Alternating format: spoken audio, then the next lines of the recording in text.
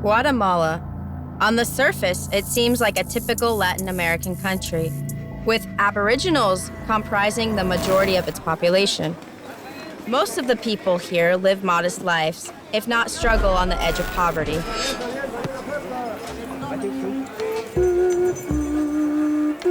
Wealthy Guatemalans, mostly of European descent, are not a common sight. Tourist routes lie through the time-tested places with clusters of hotels, and a rare traveler strays out of those areas.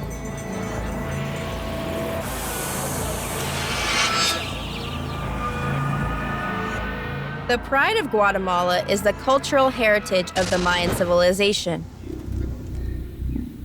Pyramids and hieroglyphs, the calendar predicting the end of the world, the tragic demise of civilization, brightly colored fabric, and the climate of everlasting spring.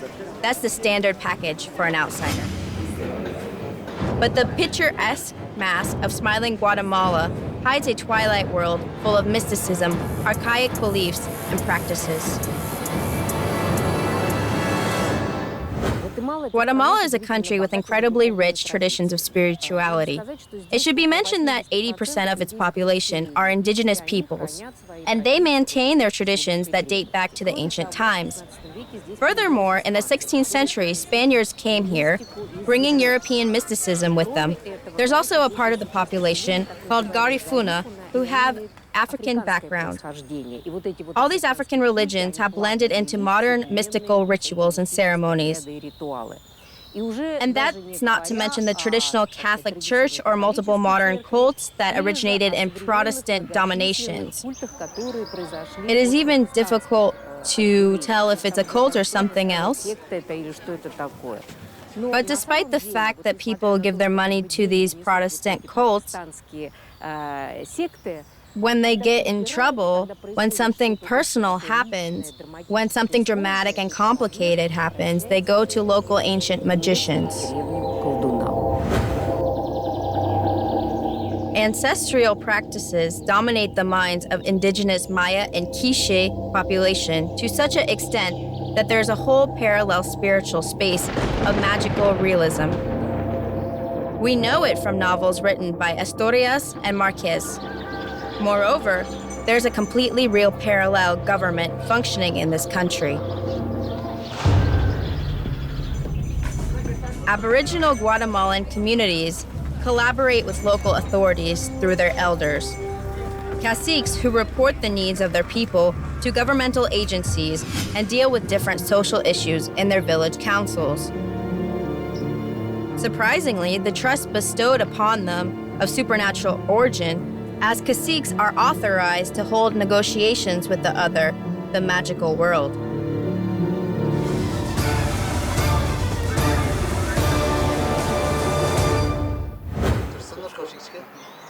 It's a gift that we keep and pass on since ancient times, our ability to guide.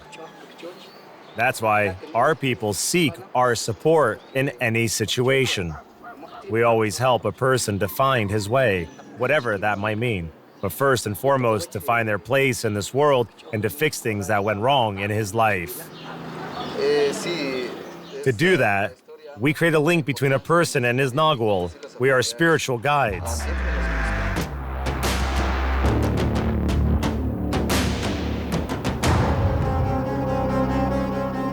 Small Maya Carlos Aguilar is an orphan. Everything he knows in life is limited to orphanages and foster homes. Some are worse than others, but it's where he can get food, medical treatment, education, and a profession. In Guatemala, though, losing parents at an early age is more than a social or even psychological problem.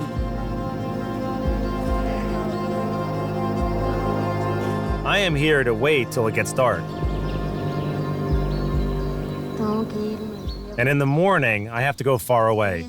I hope to find magicians that would tell me my past. It's just that. I don't know who my parents are.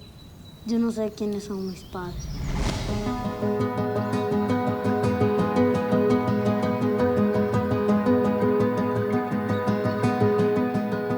To find magicians, Carlos ran away from an orphanage under the care of an Orthodox monastery located on the lake of Amatiltian. next to the Ciudad de Guatemala, the capital of Guatemala.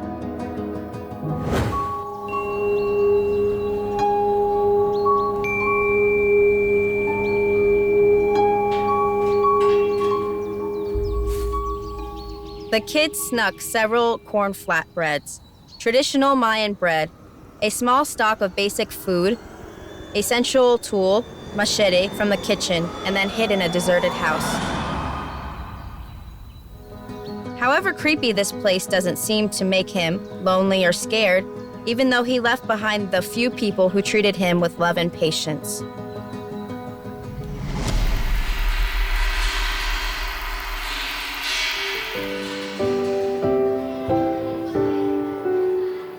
The abbess and the head of monastery security make the whole list of people he considers his friends. Carlos believes that children in the orphanage hate him, and he is angry at them. The only creature he's missing is Coyote, a dog he rescued from the lake.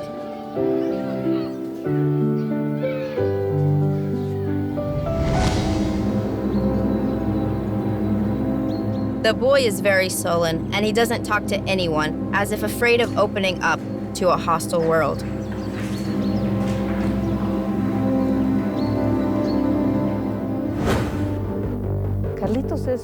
I think Carlitos has a genius inside. He is a very talented boy. But this evil genius makes him do terrible things. When he is hanging around other boys, he comes up with ideas that no one else would think of. And for the most part, they are evil tricks and mischief. If only these were good deeds. But who is this evil genius sensed in the small Maya by the kind nun? And why doesn't Christian schooling help in getting rid of him? And finally, why does the boy need magicians? The answer lies in the history of his people. It is indeed a local phenomenon. The ancient understanding of the world, almost built into their DNA, demands that the Mayans always know their roots. They always believed in being inseparably connected to their long-gone ancestors.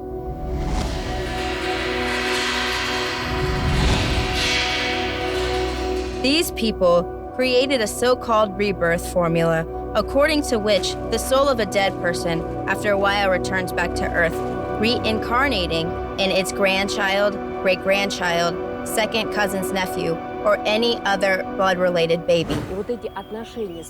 And these relations with ancestors that count many generations can ultimately be traced back to, putting it in familiar terms, a totem animal or a nagal.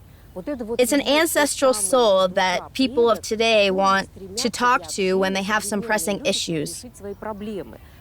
Because even if you can't solve a problem here, your ancestors out there will definitely take care of it. But you need to get help from a middleman who serves as a link between the two worlds, or find certain spots where you can establish a connection with this dead ancestor. Carlitos has problems that he cannot resolve on his own. But he doesn't trust anyone enough to share the details. Without understanding the reasons behind his bitterness, he knows that it is impossible to live in constant conflict with everyone around him.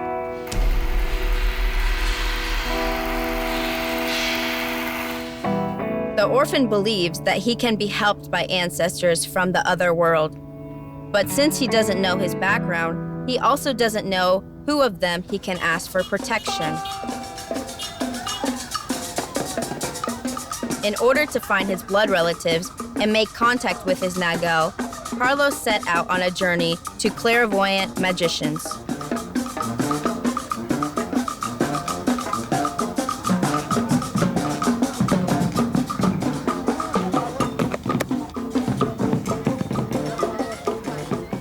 The boy's dream is to reach Chichicastenango, a town located 140 kilometers northwest of the capital.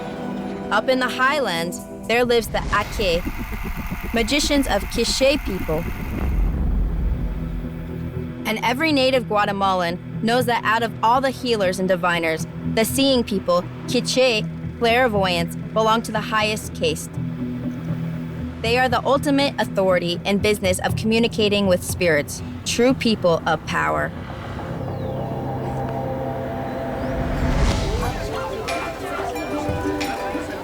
This town baffles visitors with its vibrant colors. Back in the pre-Columbian era, it was a major trading center. After conquering the then rich town, Spaniards built the magnificent Church of Santo Thomas. On the top of the pyramid remains to honor the town patron St. Thomas. Without lifting your eyes, however, you might not recognize it as a Catholic temple.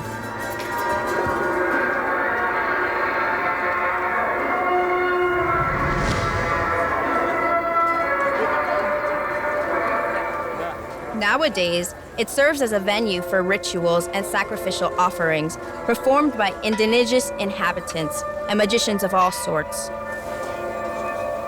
Funerals, weddings, fortune-telling, healing of infants, there's room for everything. And at the same time, and billowing around the stormy sea of a market, the main tourist attraction. 10 apiece, 10 apiece, 10 apiece. Huge discounts, cheap hats.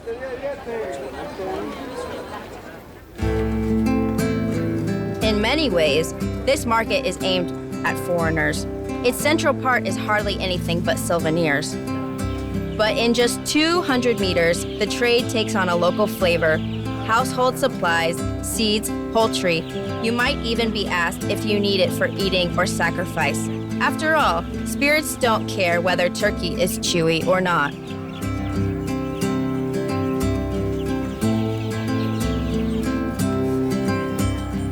Women bake traditional maize bread right on the street, and they are selling like hotcakes. Miss, can I have more of the blue ones? Despite the serious nature of his goal, Carlos cannot risk bizarre temptations and starts spending whatever savings he's got. Vanilla ice cream. In a cone? Do you want syrup on it?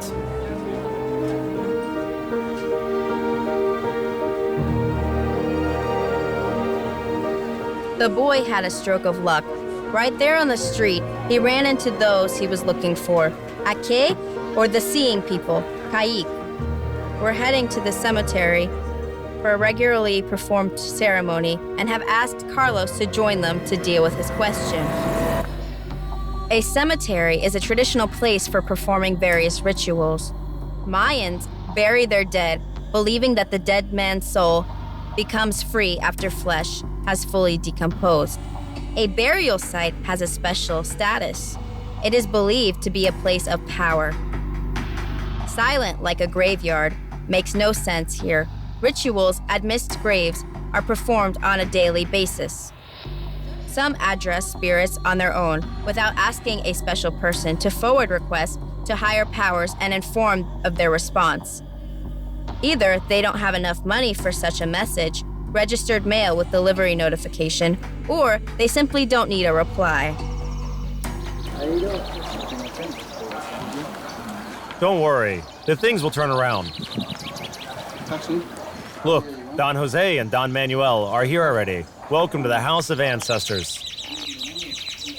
Carlos is scared. Everything he's heard from his teachers, all the scary stories told by the other kids, are becoming a part of his life.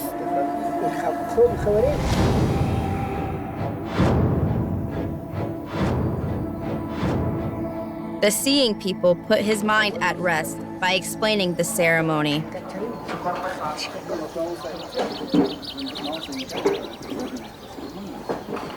First, we need to greet the ancestors. An important moment of the ceremony.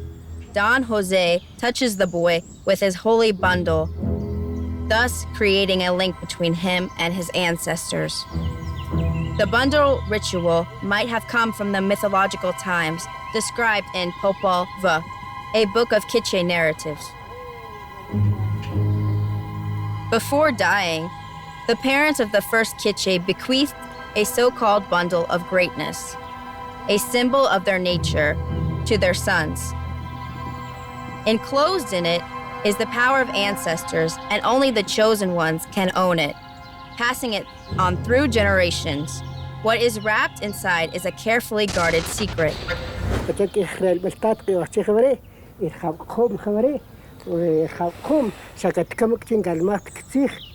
And now we are going to ask Achal, the forefather of our tribe, to help you find your way in life.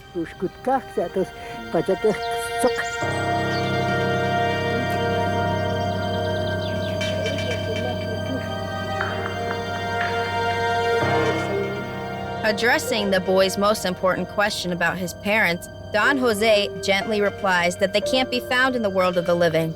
But he assures Carlos that his spiritual mother is waiting for him and he has to go back to her.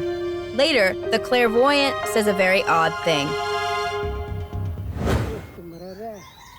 His blood connections are like a net, all knots and tangles, so following them, he will get even more confused. His nagual is bad, but naguals can be changed. It requires work. He would have to work with his new nagual every day. He has to make a connection with him, but it's something only he will know about. Europeans usually struggle with understanding the concept of nagal. It pertains to a realm of magical realism, which is not something we have frequent contact with.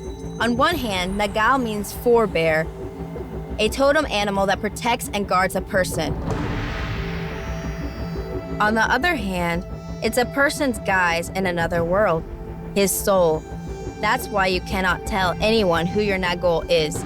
Otherwise, you run a danger of losing your soul. Since several family generations can have the same nagal, it seems that some relative might have ruined Carlos's fortune with his reckless behavior.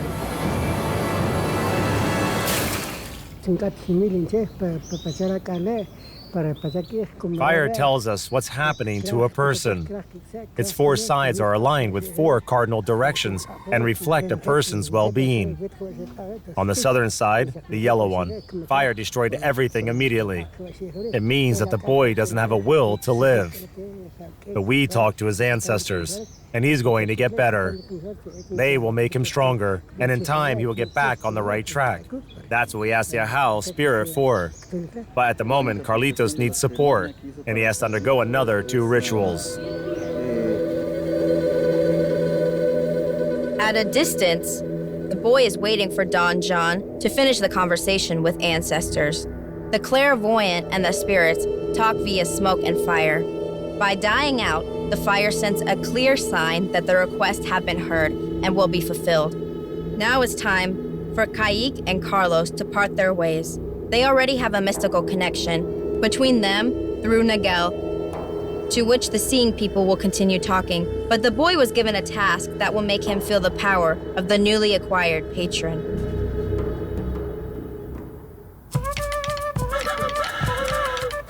Carlos's journey turned out to be much longer than he expected. Previously, he didn't even think about what would happen after he meets magicians, and now he has a goal. He has to receive first-hand spiritual experience in the places where his ancestors have been coming for mystical contact with ancestral spirits since the dawn of time. Guatemala is a tiny country. Nevertheless, it is believed to have a lot of so-called places of power. The way Europeans see it, it is a place where you come, wave your hands around, and have the energy of the universe pour into you. It's not about that. It's about feeling the presence of this inexplicable, universal spiritual energy, not the power as we understand it. And naturally, some of these places of power are archaeological sites, because in ancient times, people knew how to make proper calculations and find the places that have an influx of the spiritual energy. That's why every archaeological site becomes a place of power. Quirigua. The first settlement appeared here back in the 2nd century BC. growing into the capital city several centuries later. Its inhabitants were mining jade and obsidian in the vicinity, growing sacred cocoa, and maize crops alone were enough to make neighbors jealous. Under the tight control of kings, all these commodities were exported to adjacent states, and the city flourished. The economic success opened the door for science and art to develop.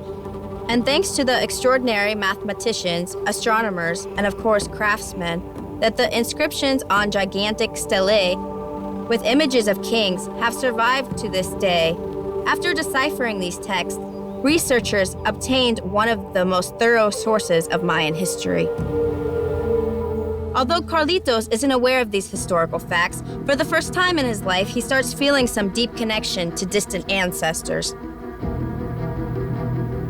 Looking in the stone eyes, exploring the now empty field for ball games, he understands the reason behind these constructions and almost sees the long-gone people.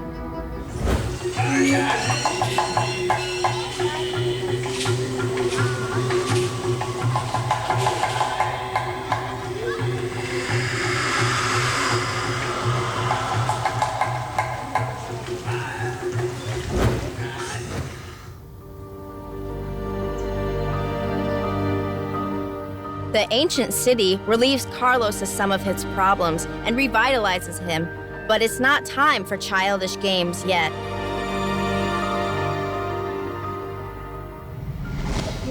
You have to move on. Volcanoes were sacred for Mayans. They were even referred to with the same words as God. And the Quiche people believed volcanoes to be a female deity that competes with the sky by ejecting fire and smoke out of the underworld.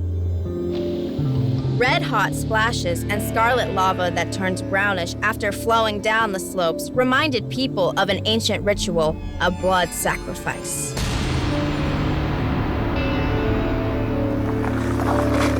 I'm tired. Pacaya is an active volcano. Local people often come to it to talk to the spirits. But staying here is hard. High humidity, burning smell coming from the scorched earth, and the all-permeating volcanic ash wear Carlos out. Nonetheless, he's trying to get as close as possible to the entrance of the world of the dead, where he can let go of that part of himself that doesn't allow him to live. That's the fire of the world of the dead. And you have a lot of life fire in you. It needs to be strengthened. Pacific Coast. It's open for everyone, and no matter how busy or tired you are, even with no desire to swim in these delusively calm waters, local people come here whenever they can. That's what Mayans have been doing for thousands of years, believing that the ocean is life-giving. It's called Fiery Lake in their language, and according to ancient beliefs, unlike a regular lake, the ocean is always full of life and movement. Even the deathly blood of volcanoes, lava, ultimately degrades into black sands upon reaching the ocean. Splashing waves filled with sunlight are equal to ritual smoke. They catch the eye of the gods and make them aware of people's requests. Mayans have always lived in between two oceans, watching the sun rise over the Atlantic and set behind the Pacific. Indigenous tribes thought of the ocean as a symbol of new life being born. After all, the sun itself was coming out of it. And by descending into waves, it reminded that staying in the world of the dead would not last forever, and a reincarnated soul would ultimately return to the world of living. To make contact with your Nagual, you have to go through one more ceremony with another seen one.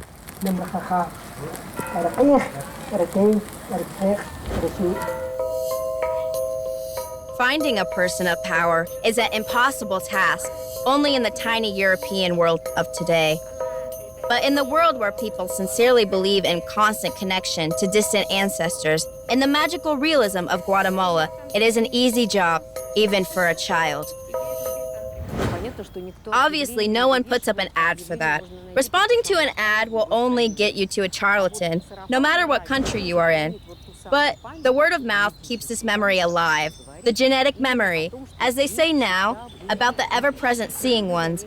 These people might be completely indistinguishable from the rest of the population, and only local inhabitants know who you can seek assistance from, who is a powerful magician and who is a weak one, who is a bungler, and who can really help you with your specific issue. It's like one is good and healing, another one deals with your destiny, and a third one can help you feel as part of the community. Carlos was referred to Donna Marta. Her specialty is cleansing and strengthening the life force. And her whole household is living proof of that. Even these flowers. See how beautiful it is? Pure velvet. Velvet. I accidentally spilled some seeds, and look how tall they are now.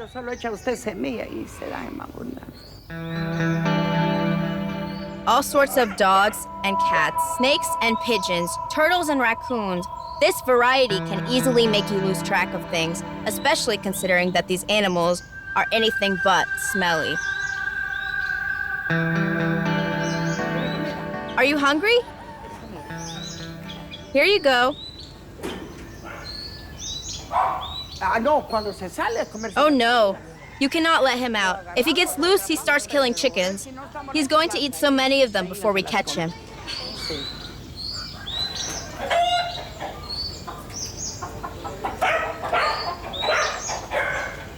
Even the pig, that has been refusing to marry for many years, is sparkling clean. She definitely had her breakfast, a proper one. Breakfast, lunch, dinner, this one has everything on schedule.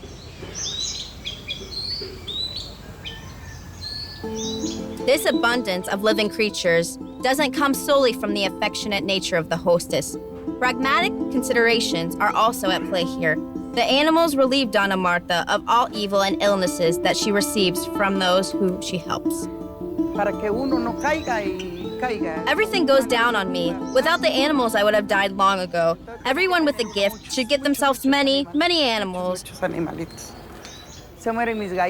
My chickens take most of the fall, and that's why they die fast. But you shouldn't eat them.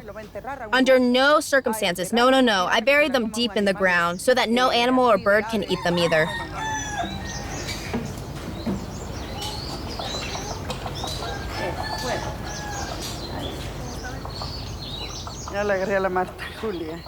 After showing off her chubby pet, her name is Marta Julia, same as me.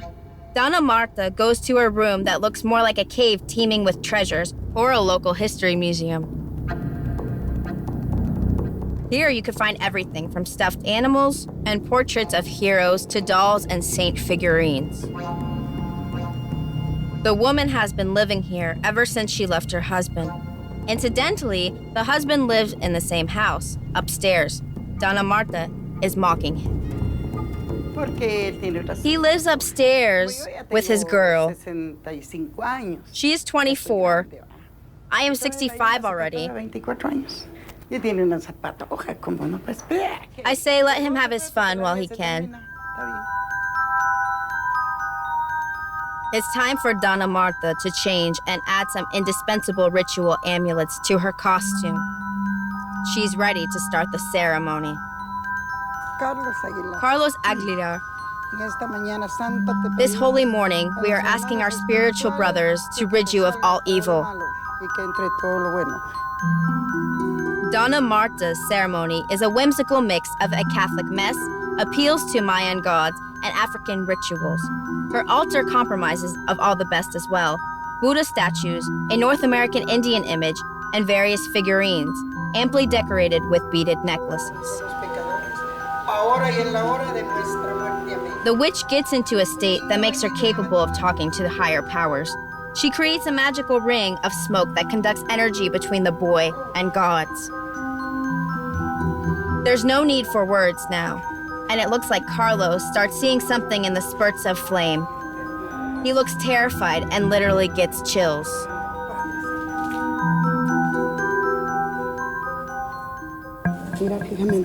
Quickly, bring me the red prayer beads. He's afraid. He's cold as ice. Don't look away, or it won't work. Donna Marta is waiting for spiritual brothers to reply, but the higher powers are not in a hurry to respond. The witch is coaxing the fire. Father, give us a sign. We need a sign. Thank you. Thank you. Please make Carlo Aguilar free of all evil. Oh, you start warming up already. Don't turn away your eyes. Everything bad is gonna stop now. You can do it, Carlos. You can do everything with your life. The only thing left is to wait until the fire devours everything in it. All candle holders have to break, all candles to burn down. Considering that the higher powers came to a favorable decision, it takes a lot of time for the fire to die out. Something or someone is messing with Carlos' request and is not letting go of the boy.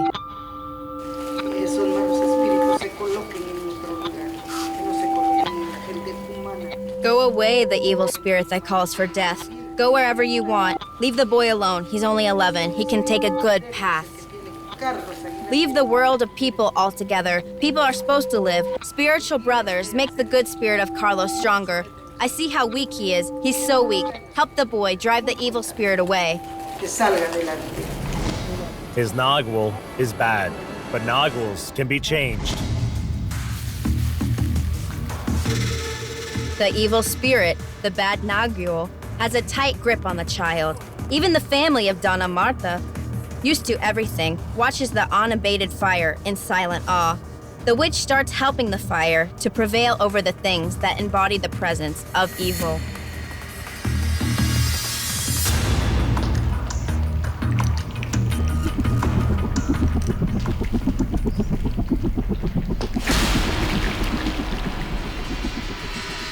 Donna Marta decided to act through the child himself.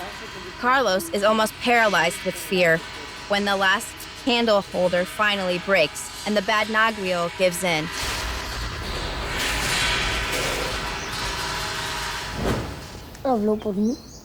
She talked to me and drove the evil spirit away. She says I have to move on. The witch herself has also had a rough time. Later, she would almost faint and discover that her blood sugar level went through the roof. Nevertheless, after recovering, she goes into explaining her practices. I drove away the evil spirit of Carlos Aguilar. That's what we needed the fire for. And it was a shabby fire. If it was bigger, the process would have been faster. But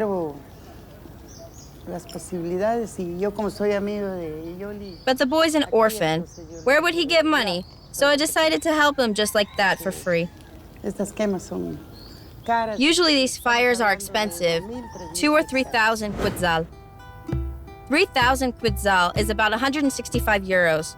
A huge chunk of the price goes to cover consumables, candles, candle holders, cigars, ritual alcohol, rum and whiskey, flower essences, everything for a stable connection with spirits.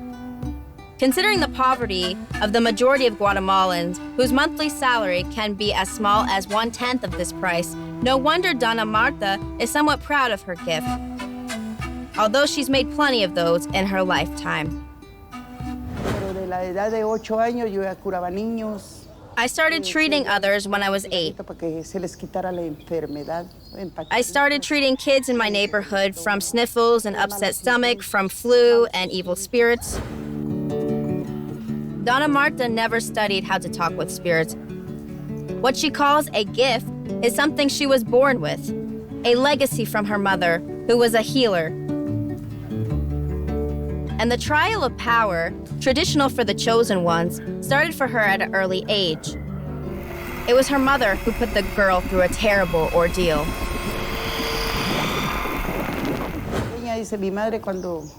My mom told me that, when I was very little, they left me in a rainforest as a test.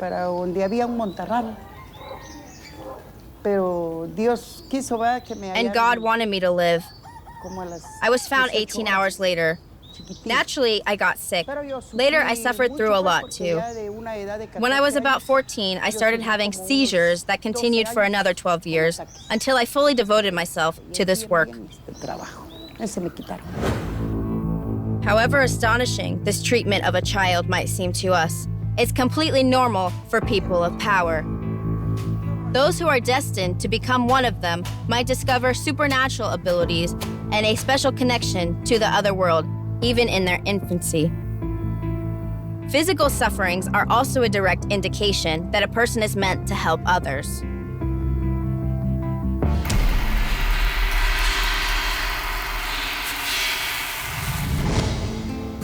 It's been 40 years now since Donna Marta started to perform her cleansing ceremonies, talking to the spiritual brothers whose voices are familiar to her from the early age. She's well known in neighboring towns, and recently she was even invited to another country, El Salvador. That's how far the fame of her powers have spread. The woman is eager to explain how Christian saints and amulets help her, but she starts feeling worse by the minute. Fixing Carlos's destiny has been really tough on her. She pays with her own health for the well-being of others. Carlos can now return to the orphanage. He's now completely certain that everything is going to work out for the best. Although he is somewhat apprehensive of the moment of return, no way this escape is getting him a pat on the back.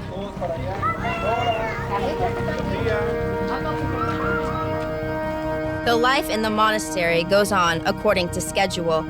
Lessons are followed by outdoor games and then lunch. The refectory is surprisingly quiet. Making noise or playing pranks wouldn't even leave the kids without dessert, but many of them have experienced starvation, so they treat food with the utmost respect. As the evening draws near, Carlos builds up enough courage to set foot into the monastery. It's the evening prayer time, and the child justly assumes that approaching the abbess, Mother Inés, is the easiest way to go. Indeed, it is not likely that she would scold him for the fact that the police and the monastery security searched high and low for him. But of course, the boy wouldn't find out how many prayers were delivered for his safe return. We are going to sing to the Virgin Mary. But first, we're going to ask for forgiveness. Get over here. Kids, make room for Carlos. Bless me, sisters and brothers. Forgive me for all my sins, for everything I've done today in my thoughts, words, deeds, and feelings. Pray for me, the sinner that I am.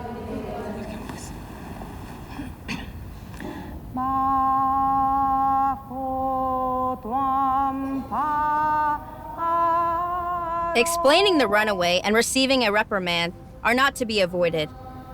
Meanwhile, the rest of the children are waiting impatiently to see how the situation with Carlos will be resolved. He's always been a source of trouble for everyone, but this time he broke all possible and impossible rules. The abbess swiftly brings the situation under control.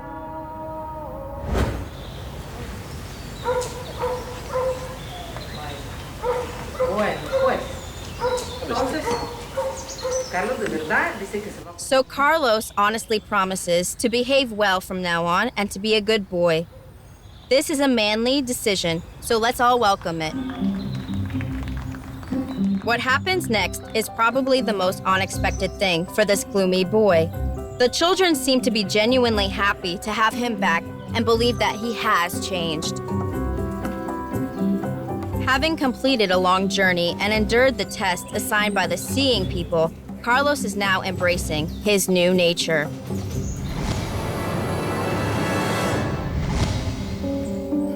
Still, Carlos didn't manage to find out who his real parents are and where he should look for them. None of the clairvoyants he met were able to give the boy this answer.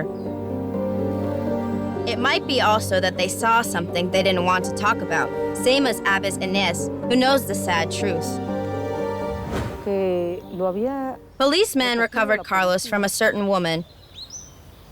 It turned out that his mother sold him for further adoption. He was brought into the church at 3 months old, seriously sick and malnourished.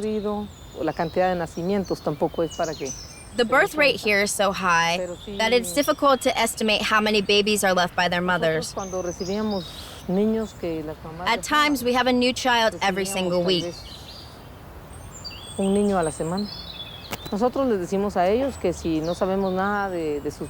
we don't know what has happened to these mothers, or we know it all too well, we tell the children that their mother has died.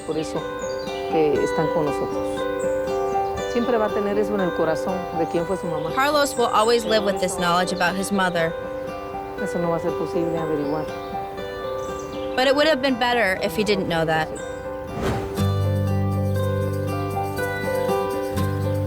The challenging everyday life led by the population of this Latin American country is hidden from prying eyes.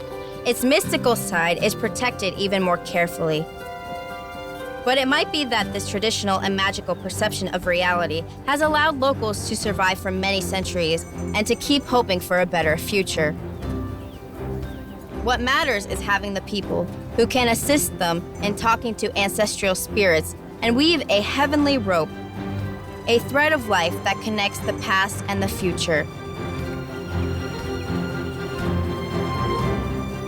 To prevent losing it and to find their nagal, Guatemalans would always seek help from the seeing people. The people of power.